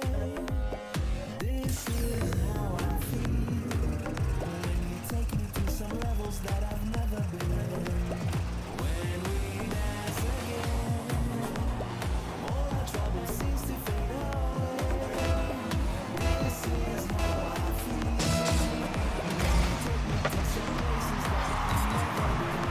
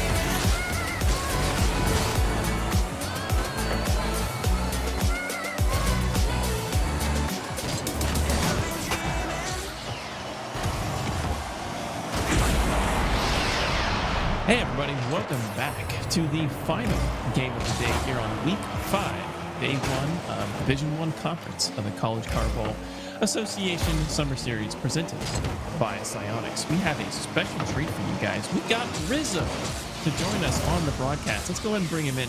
How you doing today, Rizzo? Hey guys, I'm just ready to, go out there, have some fun, not be part of G2 anymore, because apparently I'm playing with a new team, which is an interesting one. But in any case, I'm glad to be here. I got Larry as well. They told me to do this 8-ball. I don't know what the heck that is, but yeah. Thanks, Rizzo. That was insightful as always. And we also have Damon Conklin as well with the Sunglasses Squad. Guys, this is going to be our last match of the day. Let's go ahead and bring it up here. Oregon is going to have a chance to redeem themselves, right? This is a matchup, again, I feel like they're favored, but this Arizona roster, I feel is underperforming, and they haven't played as many matches as the rest of the teams. They're sitting at a 1-3 record right now, but Jelly nudging as well as the rest of the roster. This is a super solid roster that has gone to playoffs in CRL's past time. So I don't think this is going to be a complete goal for Oregon, still maybe favored here, but I'd like to kind of discuss how they go from the previous game where they were just getting posterized by UNT to this Arizona team, which is going to be just as fast. Danger Taco, what are your thoughts? It's tough because Arizona also loves to really press up on offense. Jelly is a menace, always such a difficult player to handle on offense. I think they really just need to understand that it's a loss, and it was because they're playing too slow. I want Oregon to be more aggressive. If you look at their first goal on that Neo-Tokyo match, that they inevitably ended up losing, their first goal was because they challenged the ball in an air dribble. Immediately after losing it, second man rotated in, got a great 50, kept the ball in play, and then third man finished it off. The lessons you take from that is that you are at your best when you're pushing the issue, when you're challenging quickly with no hesitation, in those plays when you're not, when you're sitting back, when you're playing reactively instead of planning ahead. That's when you start losing these matches. If Oregon can wrap their minds around the game plan of making sure that they're the one dictating the flow of the game, and if it gets away from them, taking that deep breath, reconsolidating your position, and then getting back into that pattern, I think they're a very dangerous team. It's just they, at times, get into this mindset. I am not sure if it's a mental thing or if really they just lack that confidence, but there's these phases where they're playing like this lights-out offense. They're really getting it done on both sides of the field, and then they just fall into this strange little relief pattern. So I would like to see a bit more consistency out of them, and at least, based on standings alone, this is the game to do it. You're playing someone a little bit lower in the ladder, and you're looking for a team to try to execute that game plan on. This is the team. I'm looking at the record for this U of A squad. Their win is against ASU, of course, their state sister team. But their losses are against UNT and UTA, which are currently the top two teams in the Western Conference. Their only other loss is then to the University of Utah Black, which is kind of an outlier in my opinion. So they haven't played the best of the... they've already played the best of the best in the region. So I'd like to see how they would do against this Oregon team, which is pushing best of the best in the region, but they consistently cannot show up there. Just Jelly nudging Lucid roster again. This is a roster that we've seen form recently after the pedigree of old Arizona has gone by the wayside. They've moved on, college is only temporary. But the new young bloods on this Arizona team could be the future. Quid, do you think this Arizona team is legit enough to take down this Oregon team? That's a difficult ask, right? I believe yes. And we talk about some new people coming onto rosters, right? I think Ignite has given me more than enough of rookie sensation for the night, right? But I definitely think that Lucid is coming on as a strong member of this team. And it's difficult to say whether or not Arizona is going to live up to the speed of UNT, who obviously just made that series somewhat unfun to watch. I even had to go and switch shirts to make sure I was just rid of anything related to that series, right? I didn't want to get like the extra pheromones or whatever from my screen just emanating out of that terrible game too.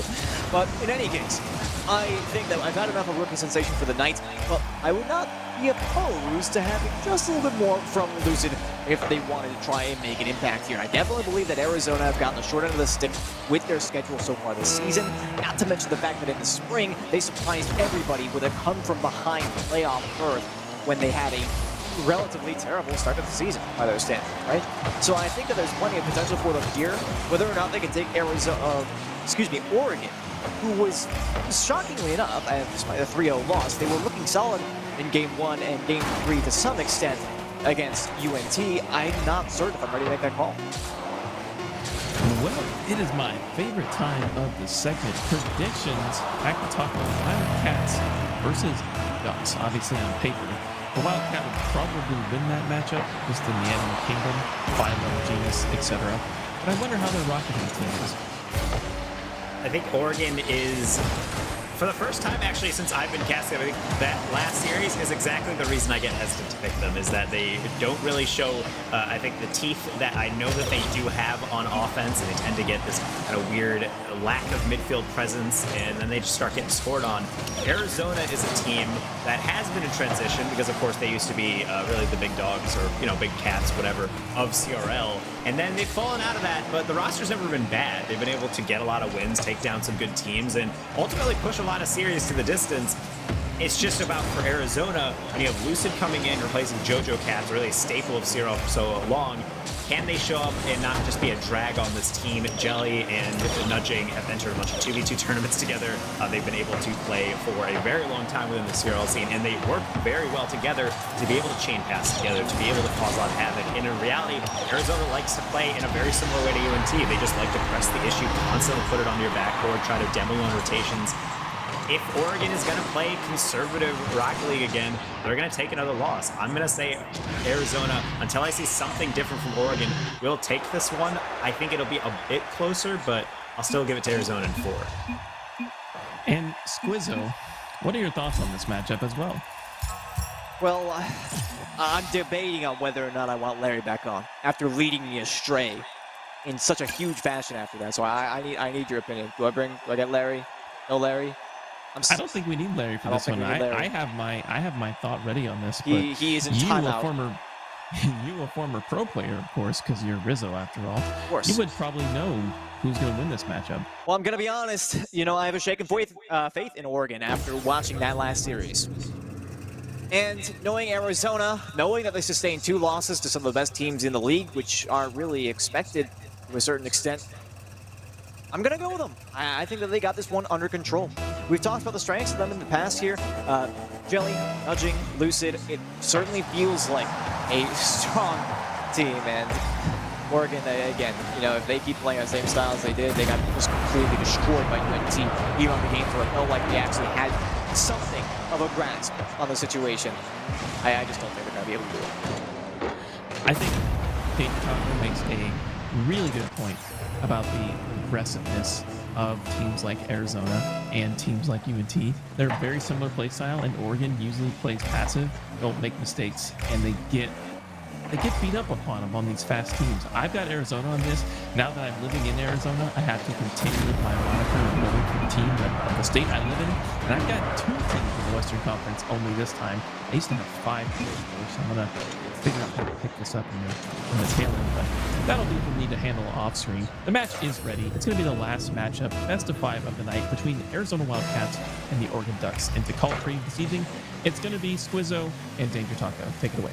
Well, thank you for your very unbiased opinion, Pickle. We value that kind of honesty. It makes me wonder, you know, Knox has always got mad at me for predicting against Northwood when Ohio State was playing them. Now that I live near Cincinnati, in Ohio, can I use that as my excuse to pick Ohio State every time?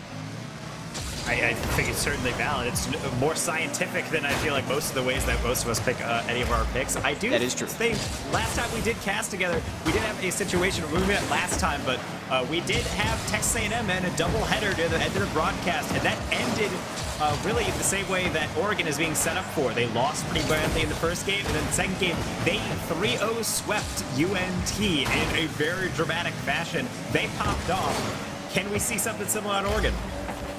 That is the age-old question, and Nudging in the chat, after being prompted by Leland to not beat them 8-1, said, "We are going to beat you 8-1. So take that as you will. The first 30 seconds don't really speak to me the same way that North Texas did in that previous series. I'm going to be honest, Taco. They do get a shot here, but it's a little bit off the mark. It's certainly not nearly as much aggression through the midfield and onto the offensive side as we saw at the outset of the last series. Oregon are in the same boat, unable to keep that ball on the attacking side for very long at all. No, and it's really, this beginning is what you expect out of most game ones. It's a little bit more patient, and when you do have an opportunity like this, you need to take it. Leland flips it over, wide open for the Skippy. That's a confident finish, and that is what I want to see out of the Ducks. Yeah, the 1v1 here for Leland. Very rare for a player at this level to lose that in a significant way. And when you have the option of the Skippy right behind you, there's realistically very little that defender can do unless they are amazing at playing that mind game and then being back there for the read as well on that backboard play. But Oregon do have the lead. It's something we weren't able to say for them in game 1 in the previous series. We're making quite a few parallels to that one, I suspect, as we move forward. Arizona, not nearly as fast as UNT, as I mentioned before. Demolitions may yet become a factor, however. We know the Wildcats to be an incredibly physical team when it comes down to the wire. The shot on target, Lucid can't make it, and Imminent makes it 2. Plays it better next time, Imminent. My goodness, you had one player streaking back in Lucid, getting that defense covered, but they can't cover every single pixel. Placed perfectly that far post. And Imminent is a player that has stepped up in the past for Oregon. When they needed a play to be made, they are the player to do so. So there is Imminent making their name known in game number 1, extending that lead for Oregon. And I want to see them continue it, but all on now Arizona to show that offensive firepower on their side. Been fairly quiet through this really first half of game number 1. I'm curious to see if anything's going to change up or if the Ducks going to try to just march to a comfortable game 1 victory. Big idea from Jelly. Allows nudging for the shot. That one's blocked away.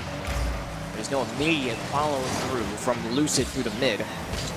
I do wonder if there is a particular element of this game that involves Oregon being a little bit warmed up as the Skippy tries to make that double tap, unfortunately unable to do so. Versus the other side, Arizona, with no previous game under their belt. That time will be there. Nudging somehow still reads the play. That double tap from Lucid looked well and good, but still blocked out. And I love touches like this because even though they don't get in, you're thinking, oh, you're so close to being a good play. It's a great play because the last thing that we expected as viewers or Oregon as defenders is that last touch is kill right on the near post. Everyone turned away. No one can react in time. And it's just simple as you like. Nugent crashes the goal and gets one in. So right at the stroke of halftime, Arizona has some life. And Oregon is going to have to adjust to this newfound gap in the defense as Lucid sets up yet another shot. And again, the defense just not there, and we're all tied up. I do want to take another look at this one, though. You can see the Skippy and Leland in the corner, but Imminent jumped, I think, just a little bit early. Due to the opposing player coming in, there was probably some, at least minor distraction, if not immediate threat on their life as a defender right there. So Arizona rotating through the back line in one way or another probably had an adverse impact on the defensive power there.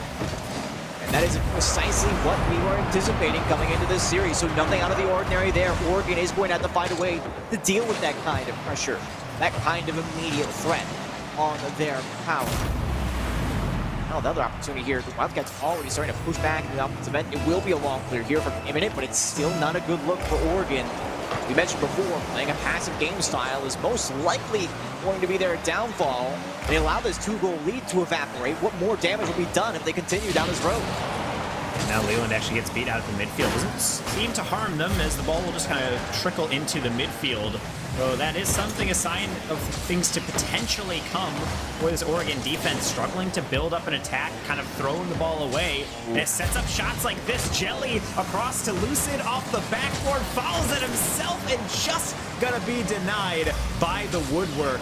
And Arizona just really dictating everything around that offensive third. Right now, Oregon, I need you to get back to building things a bit more conscientiously out of the back. These longer clears, this chase and go, just isn't really what's going to get you back into these series, get you back in that confident style of play. Oh, and that one Lucid somehow with the extra contact to put this one in, and Arizona now in the lead. This slow play from Oregon again. There's nobody up in the mid to try and contest that, and I believe that would have been a save if not for Lucid's read. That speed on the offensive side, that willingness to go as the first man more than once or twice or even 3 times if the situation calls for it. And now within 1 minute, Arizona leads vastly in significant shot chances as well as just shots on target in general, not to mention on the scoreboard.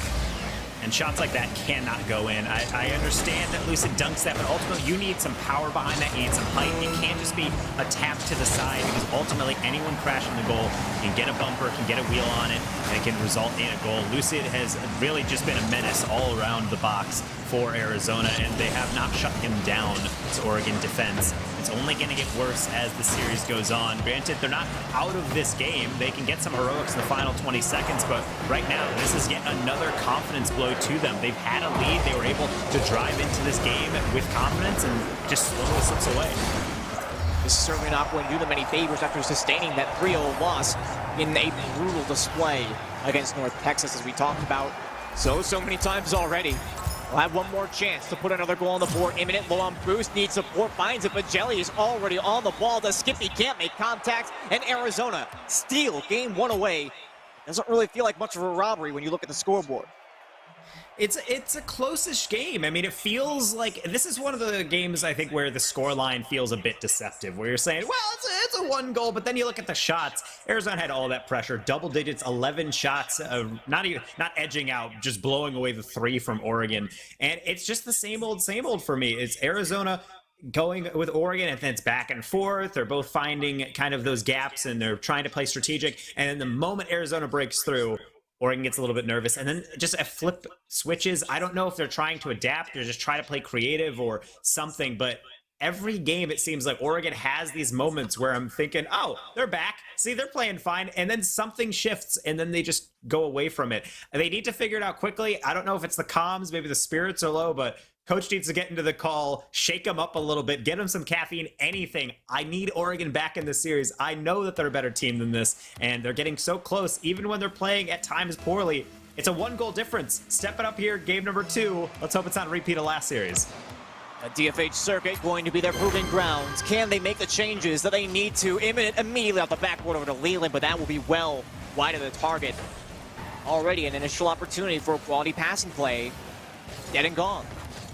Even in the last series, we saw, despite the fact they got 3-0, they had some high-quality passes. Fooling the UNT defense is no small matter, but they managed to do it on more than one occasion. Now they've had very little success, and this one is a similar case. I don't know how Jelly makes that read, but either way, we'll stay tied at 0, and Oregon's best attack to date in this series, maybe even on the broadcast, has turned out. So Imminent will have a chance to gather one up. A little bit of bump play and a nice air dribble. Imminent making themselves known on this Oregon roster yet again. Nice alert play by Leland, understanding the skill that Imminent has. So their job is simple. Clear out that last defender, and they do it perfectly. 1-0, and yet again, Oregon, hot start.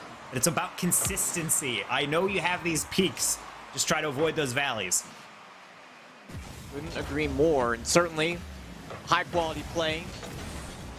But they're going to have to keep up that kind of pace. You know, you definitely can't win this series with only 1 goal. That one will not go through. Jelly had the read. A good one, too, to be certain. But again, they're not really fooling anybody just yet.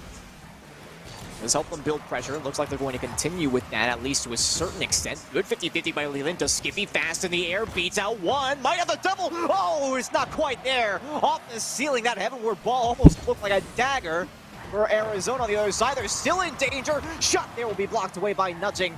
They'll continue with just a 1-goal deficit, but it's looking dicey. Arizona is surviving by getting some brilliant saves, last second at that. And this could be a very ugly scoreline if they don't clear it up. However, Oregon is the ones that's pressing the issue. They're lobbing it high. They're rotating just far enough back so that Leland, right here again, up into the attack, pushes it again. It's midfield pressure like this that wins you games. And ultimately, what gets you out of that is these deeper rotations. Imminent had to take one, and that's why you see it break up. And so Oregon is getting a good start. They're getting some dangerous touches. They're keeping possession. And this will eventually get them a second goal if they can keep this up and not fall to the downsides of this play style, getting a little bit too overeager, going too far up and getting punished on the counter. But so far, they seem to be covering all their bases and then some. Imminent number 2. You mentioned getting a little bit too overeager being one of the potential pitfalls, but you can see right there the communication between Skippy and Leland is perfect. They knew exactly who was going to go for the ball. That's the kind of fundamental understanding of your teammates that you have to compete at this level at a competent way, at the very least. They managed to make it work on that play, not to mention the rotation in general. It's hard to be overeager when you have that option coverage that we just saw Oregon playing with for the longest time. And this is something we're seeing out of Oregon is, again, we're seeing them play well. It's just about making sure that flip doesn't switch. They have the shot majority. I just want them to be able to shut down these plays. Don't give this space in the midfield. Lucid and Jelly unmarked up until that one challenge from Skippy was able to cut that one out. And as long as they can control the midfield, this game is theirs, which is especially nice. You do not want to be on match point yet again for a second series straight. And so far, Oregon seems to be having everything come together for them up until a miss there. Jelly, tough angle, denied by the woodwork, nudging on the backflip, and again gonna go to the opposite corner. Oh, Oregon's defense hanging on just as well as their offense. Oh, and that shot, Lucid will be there to make sure it goes in, but it's inside the post anyways. as Jelly will sneak one by, and you mentioned it was all about controlling that midfield for Oregon, but so easily can that power change hands. And it did indeed, and Arizona managed to find that gap. It was just a dead giveaway out into the middle. Lucid had no trouble guiding that one in. Jelly ended up credit with the goal and almost another chance. Nudging for the ball off the backboard. It looks good, but Lucid forced off by the threat of Leland. And it's that kind of possession game that will allow Arizona to stay in the offensive zone with 100 seconds to go.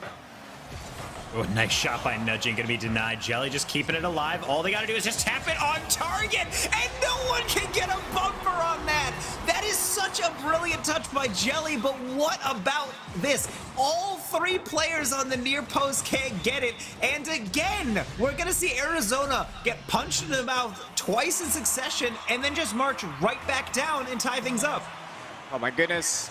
You mentioned the option coverage earlier, and now I've cursed it. Oregon seemed to have absolutely zero control over anything on the defensive end. When it came to midfield and offense, they had all of their bases covered, seemingly at all times, but as soon as they get back onto the yellow half of the field, it is just broken in every regard, and now almost a shot chance there generated by Jelly from the top down. Lucid going for a double. Almost a team play as Nudging gets involved too.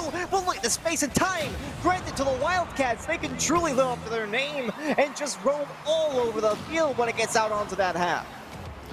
And so seeing some demo plays come in, but ultimately that's going to leave some gaps, and it was needed for this one. Lucid on the follow. That's not it either. Double commit to Skippy goes as the third. And this has gone from controlled play, and then on goal number one, a double commit. And there is that flip switch. Now Oregon is playing frantically. They're not organized. They're double committing on these plays and ultimately just throwing the ball downfield. It might be tied, but I don't think for much longer. Lucid inches away from winning that one. It'll go back out to the corner, but Nudging will tap it into the territory for Oregon yet again. Oh, and this looks like a good double tap chance. It was touched away. But here in the final couple of seconds, if you're Oregon after that defense, I am nervous. I am shaking. We'll have a chance here to end in regulation. Try to take at least one game win on the night. Make it their first. Jelly downfield to Lucid off the sidewall, but Nudging doesn't really have much of an angle on it. Very low boost. We'll go to overtime to decide who takes game two. Very curious to see how the Oregon mentality is holding up. You've given your lifeline. You haven't thrown your lead. It's just about getting that next goal. Very doable. So make sure you're playing with confidence. Don't panic too much on defense and trust your teammates on those communications. I want to see the end of these double commits, and maybe you can get back to that pressure you were forced on Arizona earlier. That would have been a free net if Jelly just made the right contact. Most likely wasn't anticipating such a situation, though. The cutoff here in the mid will be good. Only one player back. Jelly with the back pass. Like the idea. Lucid way up high. It makes it difficult for Imminent. Still will make the over-the-shoulder save. But even that ball getting down onto the offensive half, even though it was in the air, even though nobody was really near that ball for Arizona, it still felt so deadly to me in many ways. It felt like the dagger was coming at some point. There's an overwhelming sense of incoming dread whenever they get out onto the offense. Arizona looking phenomenal so far. It will be Oregon on this attack here. They're a little backup for that initial play, leading them with the bump. They've scored once already like so, but unable to do anything impactful on this drive. And that's top-notch patience by Oregon. They understood they didn't have a good angle, so they just tried to keep it in the corner. And granted, it didn't result in anything, but it does throw Arizona a little bit off guard. I'm just worried about committing too far forward. Even though you give up the lead, you're desperate to claw back into it, get that game winner. I don't want them throwing everything forward. Don't give up any mistakes. That's how you lost your lead. It's just about survival at this point and then waiting for your opportunity to strike. Just let that ball go across the mid, though, for so long. I was surprised not to see a challenger. At least they're able to control the defense, but it's still worrying to say the least. Across the midfield line once more, this time in favor of Oregon. Double tap chance. That one's not even close, though. I believe Leland might have accidentally taken a bit of a hit from their teammate. Got tossed to the moon. That double tap will also be denied. Move into our third minute of OT. It does seem like it's been a much more even game, though, I will admit. Things still feel very threatening whenever Arizona gets out onto the attack. It seems like Oregon have gotten their eggs back into their basket, though, so to speak. The mentality has proven to hold up to this point. So on we play, a bit more midfield play. Arizona tended to throw the ball away as we get into this overtime. Oregon just really playing for the 50 games, tapping it across, nudging into Skippy. So we'll try to set something up, but a nice possession play by Arizona. So even when they do look a little bit hassled in the backfield, they are able to manage it, but neither team really taking risks. It's almost like they understand how far into overtime we're getting. And it's almost like they're just backing off a little bit. I want to see that killer mentality go through. Go for some exit demos on these rotations. Try to shake things up, because when things stagnate, you need someone to be able to shake things up on offense or defense. Just make a change so that the teams have to adapt. I feel like that might come in the form of a demolition. If it does, I'm basically 2/3 of the way leaning. It's going to be Arizona who do so. We've seen them capitalize on such opportunities numerous times in the past, and already once or twice today. So for Oregon, you got to make sure you're watching out, have double coverage in some spots. All that defensive Hello, end. you're still there. I'm back. Here can't really get back to this one. We'll be able to 50, but not good enough. Lucid gets under, and now it's 2-0 to Arizona in this series. I really need University of Oregon to call up the sports psychologist, because I do not understand this Oregon roster at the times. They start off so strong, they falter, and then it's a play like this. I'm not saying it's an easy clear, but at this level, at Leland's skill level, a fantastically capable player in the back and on offense, that's just a touch to the corner. Get it out of pressure, and instead it's just a sitter in front, and you lose a 50 while you're trying to dive back to earth to make sure you cover your mistake. It's just such a weird way to lose. And again, Oregon, 1-goal game, and it's such an earth-shattering way to lose because you're on the precipice. You're not getting blown out. This was actually the best you've played, I think, throughout any of the games in any of the series. And it's the same story. You get a lead, you lose it, and then you just lose in a heartbreaking way. Final game, potentially, of your night. Please extend things out. I would love to see this Oregon team make sure that they get a little bit of justice, some silver lining for all this pressure that they're building, but it has to start from the back. You can't be handing over these goals game after game. So game number 3, here you go. Can you make those adjustments? And Neo Tokyo, the once grave for Oregon already tonight, before being resurrected and summoned to fight another day. The Wildcats may well put them back in the dirt. I'm going to make sure they put them a little bit more than 6 feet under this time. This will be a heartbreaking defeat. 2 sweeps back to back. Honestly, for Oregon's sake, I just want them to get 1 game. Like, even if they can't take the series, reverse sweep is already a big ask. But even if they can't take the series, at least 1 game. They're going to start off with a chance off the backboard. That one's just high. Here the pass back to Skippy. It was not anticipated. We'll get away from them. The pass across to Skippy will also be cut off by Jelly. It's not the first time that we've seen Oregon with the first attack, but it is unfortunate to see them turned away, no less. Yeah, they're doing pretty well, and right now even these longer clears are something they can chase, forcing Jelly into more conservative touches, but ultimately they will be the one to march it down, nudging.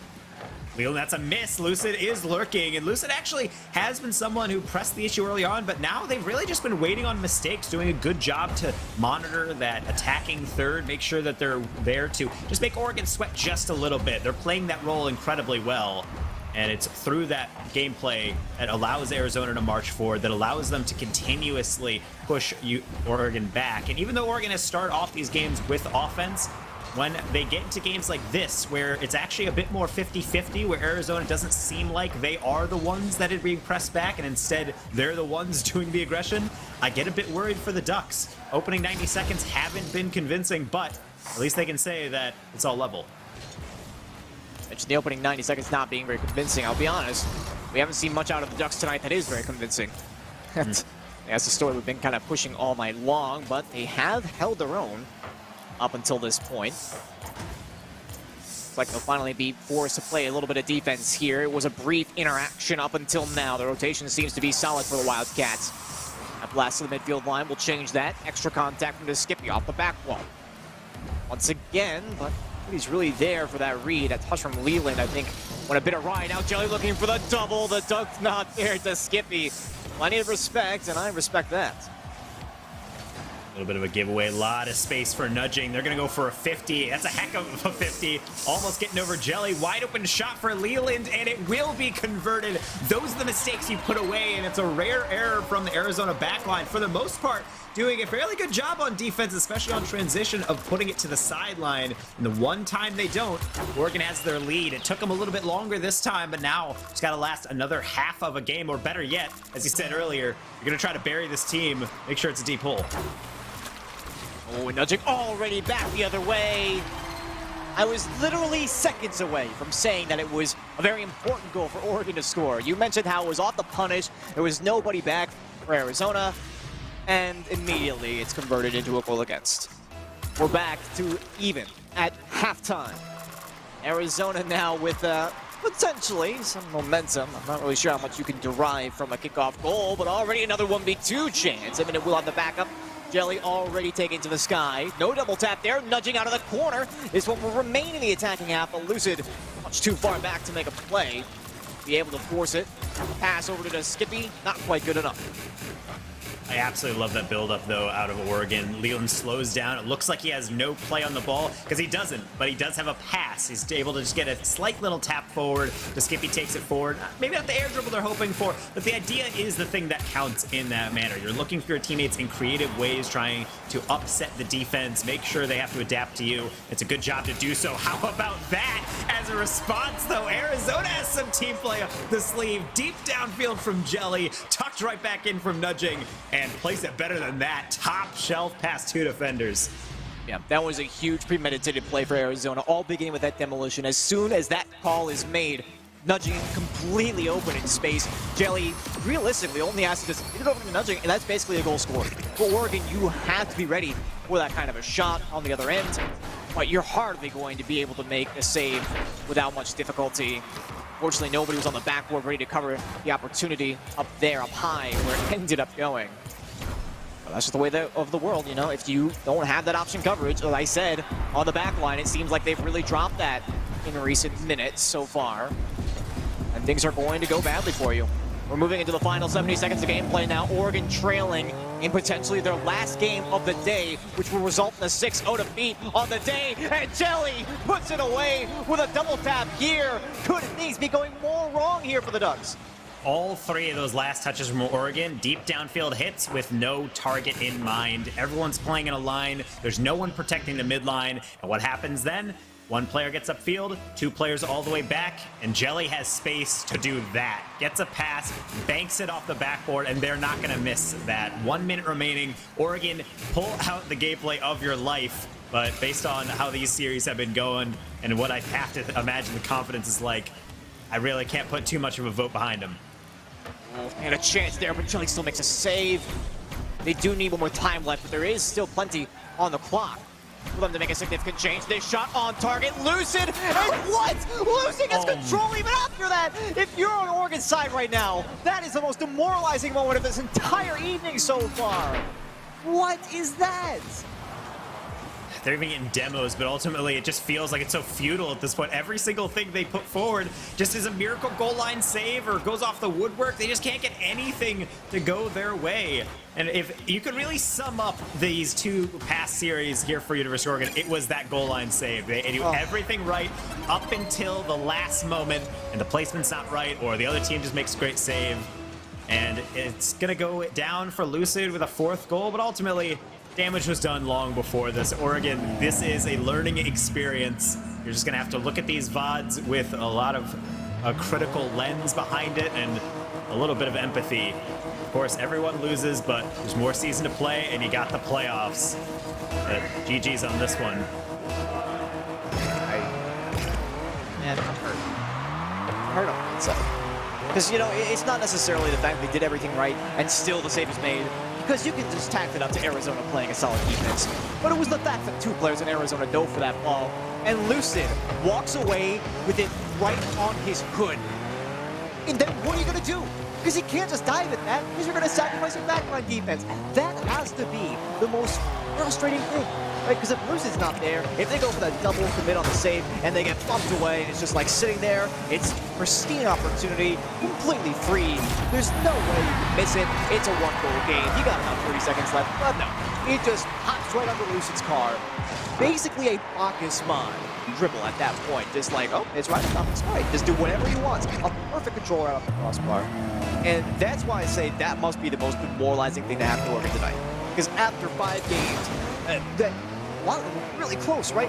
After 5 games, after getting 8-1 by UNT, after playing against eBay, who was popping off, after playing against Ignite, who was popping off, after playing against Jelly, who was popping off, after getting demoed by nudging for that second goal against, after all that was said and done, that is the icing on the cake. I would be absolutely livid right now if I'm on the Ducks team.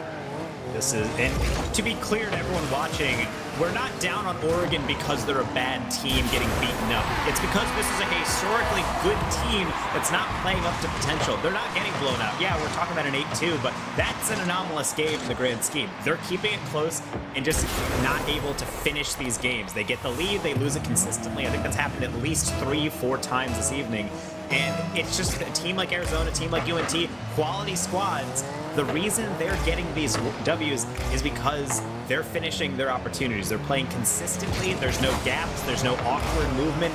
And Oregon just has a lot to clean up. So, Fickle, you watched from the sideline here. You did root for Arizona. You got your just desserts there. But how you feeling about this Oregon squad after those 2 losses we just saw? I feel like someone in chat was sympathizing with me a bunch about the despair that you watch this Oregon roster go through. Not only do they get swept 2 games in a row on this particular day, you alluded to this earlier, that this roster historically is very good. And we expect them to win a couple of these games. I don't know if it's just something in the water in Oregon, or if it's just mental diff, but I time and time again want this Oregon roster to pop off and perform, and they just cannot do it consistently. They're like a more advanced Ohio State. I think they're a little bit ahead of Ohio State, but I get the same vibes from them. And you can actually see, if you learn where Penelope's been, I go through some shows going in the meantime, and she's a CCA mainstay, right? So she has her own shelf back there now. That's totally aside from this, from what we're doing here, but that was the last game of the day there. I feel like you guys did a lot of analysis on your own time there before bringing me in. You just kept going and ripping on Oregon about how they should be a better team, but I think we should just close out the show. I think you guys pretty much nailed it on the head with the analysis there. Thoughts on this particular week that you're talking going into week 6 and playoffs looking forward? It's games like this, and I think nights like this, that really talk about the toughness of a team's mental. Take losses, everybody takes losses, but these losses, the way that Oregon lost them, I think this is actually a learning experience for them. They can look back at the VODs, they can stitch together really a low lights of saying, oh, this is what was going wrong, the rotation's a little bit off, maybe our pressure needs to get fixed, and this team can be right back in it. Granted, with Summer Series, you get a little bit of a benefit. A lot of teams make that Tower of Doom bracket in playoffs, which is coming up, so unfortunately, these mistakes happen down the stretch near the end of the season. It's not like you can say, we have plenty of weeks ahead, but at the very least, you're still going forward with a chance to prove yourself. You're not knocked out, you're not in the bottom tier, and you're getting knocked out of playoffs.